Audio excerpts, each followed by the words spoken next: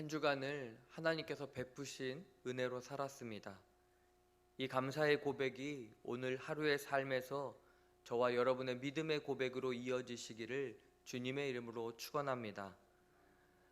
예레미야애가 1, 2장에서 하나님의 진노의 비참한 현실을 그대로 보여주었다면 3장부터는 지금 당하는 진노의 원인을 해석하고 이스라엘의 회복에 대한 소망이 하나님 신앙의 근거에서 고백되어집니다.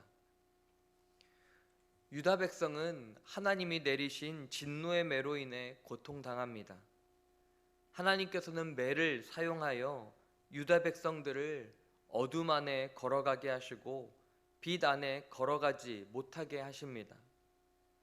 또 하나님의 능력의 손은 이전에는 이스라엘을 보호하셨지만 지금은 종일토록 치시는 데 사용됩니다. 하나님께서 유다 백성들을 어떻게 치셨는지 4절에서 6절에 말씀합니다.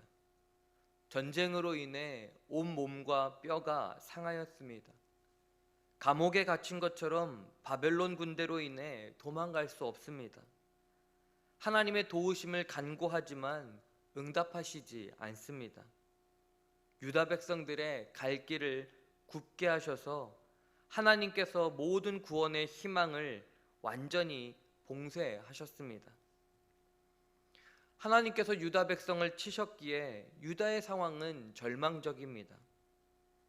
예레미야는 하나님을 곰과 사자에 비유하며 기다렸다 급습하여 그 몸을 찢는 존재로 말씀합니다. 하나님의 진노가 더 공격적으로 변했음을 말하는 것입니다. 12절 13절에서는 자신을 관역 삼아 화살을 쏘는 존재로 비유합니다. 하나님께서 화살을 쏘셔서 허리를 맞추셨습니다. 허리의 히브리어 킬리아는 신장을 뜻합니다. 사람의 신장은 당시에는 사람의 감정의 처소로 그 안에 영혼이 있다라고 생각했습니다. 즉 하나님께서 모든 생각과 감정을 주관하는 그 영혼을 찌르셨다라고 탄식하는 것입니다. 여러분, 이런 참혹한 상황은 이스라엘 역사상 단 한 번도 경험해 본 적이 없는 상황입니다. 우리도 마찬가지입니다. 믿음의 삶에서 한 번도 경험하지 못한 징계와 고난을 당할 때가 있습니다. 그때 우리는 어떻게 해야 하겠습니까? 우리 스스로에게 질문해야 합니다. 왜 하나님과 백성 사이의 관계가 이렇게 깨어졌을까? 나와 하나님 사이의 관계는 왜 깨어졌을까? 문제는 무엇인가? 라고 질문하며 스스로 성찰해야 합니다. 예레미야가 잘하고 있는 것이 바로 이것입니다. 이 고통을 마주하며 그 원인을 찾고 있습니다. 17절 18절에 예레미야는 이 끔찍한 고통이 하나님을 떠난 결과임을 깨달았습니다.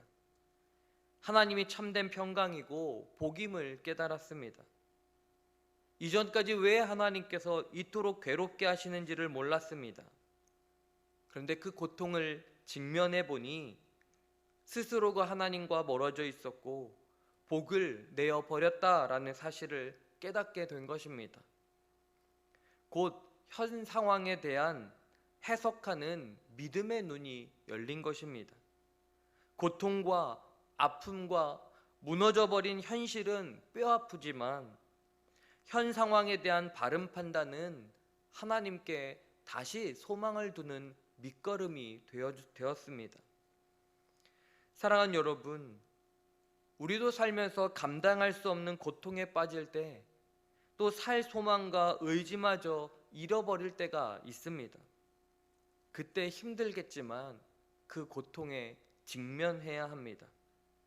하나님 앞에서 아파해야 할 것들은 아파하며 돌아봐야 될 것들은 충분히 되돌아보며 내 자신, 내 믿음의 삶을 성찰해야 합니다. 지금 예레미야는 바로 그 고통 앞에서 자신을 성찰하며 유다 백성 앞에 일어난 일들을 해석할 믿음의 힘이 생긴 것입니다. 그런데 우리가 주목해야 하는 것이 있습니다.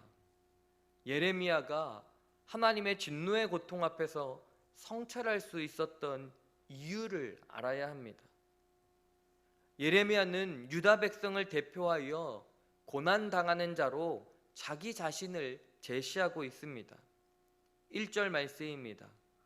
여호와의 분노의 매로 말미암아 고난당하는 자는 나로다. 인간적인 차원에서 생각하면 쉽지 않은 일입니다. 분명 예레미야는 하나님 말씀에 순종하여 유다 백성들에게 말씀을 전했습니다. 그러나 말씀에는 귀를 기울이지 않고 오히려 예레미야를 박해하고 죽이려고까지 했습니다. 그러나 그러한 사람들이 멸망당하고 있을 때 내 말을 안 듣더니 결국 이렇게 되는구나 라고 비웃음과 비난의 말을 내뱉을 수도 있습니다.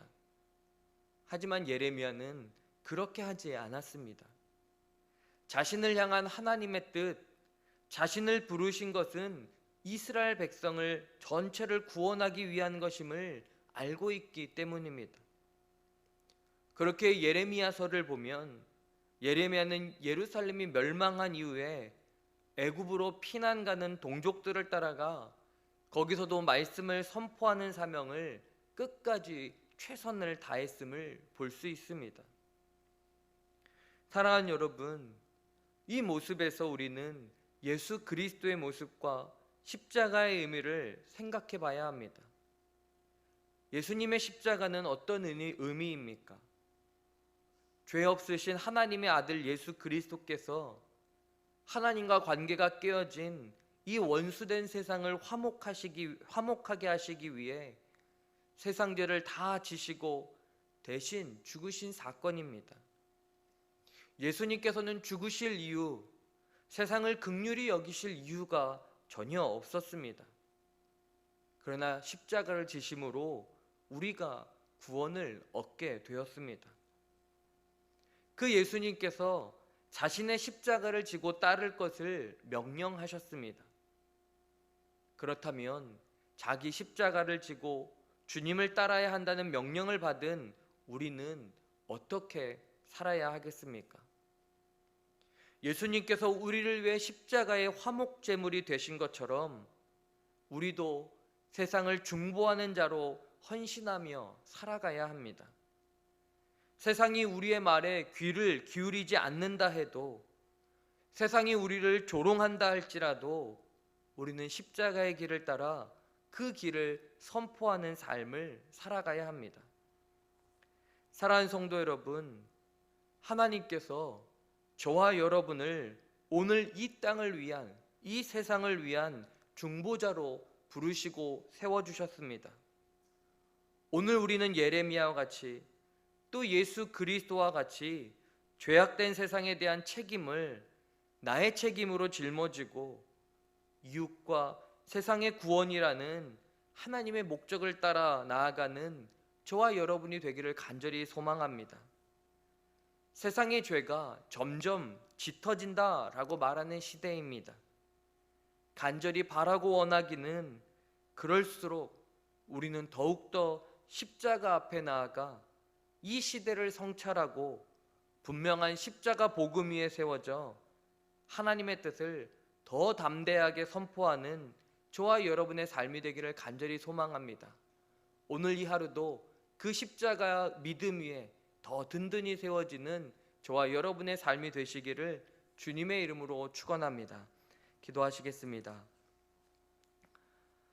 하나님 아버지, 하나님의 진노 앞에 무너져버린 현실을 바라보며 깊은 탄식으로 하나님 앞에 나아가 삶을 성찰하며 생명의 길을 찾았던 한 사람, 그 예레미야를 보게 하시니 감사합니다.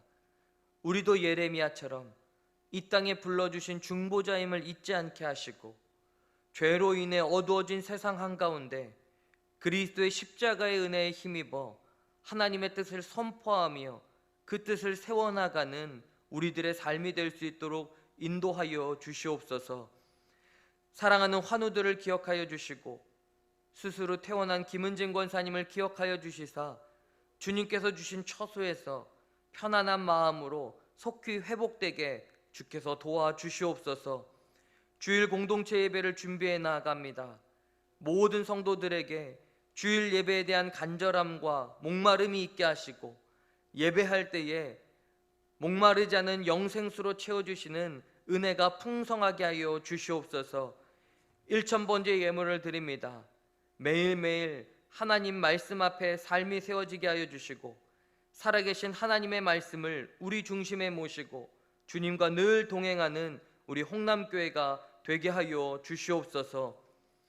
이제는 십자가의 능력으로 우리를 회복시켜 주신 예수 그리스도의 은혜와 하나님의 목적과 뜻을 우리에게 심어주신 하나님의 사랑하심과 죄가 짙어진 세상에서 담대한 믿음으로 주의 뜻과 목적을 선포하며 살아가도록 도우시는 성령님의 인도하심이 모든 성도들 머리 위에 이제로부터 영원까지 함께 하시기를 간절히 축원하옵나이다.